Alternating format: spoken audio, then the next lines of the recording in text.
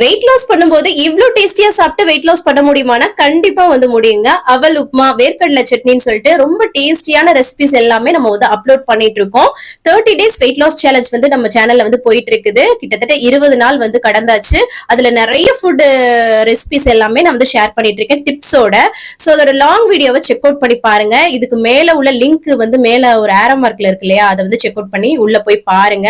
நிறைய long videos 20 நாள் வந்து போட்டுட்டே இருக்கேன்.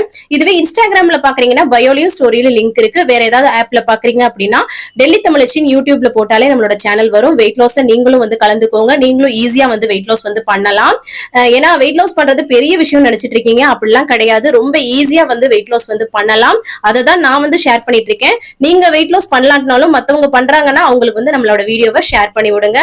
கண்டிப்பா பயன் உள்ளதாக இருக்கும். சோ மறக்காம நம்ம சேனலை சப்ஸ்கிரைப் பண்ணி சப்போர்ட் பண்ணுங்க. தேங்க்ஸ் ஃபார் வாட்சிங் ஃப்ரெண்ட்ஸ். பை.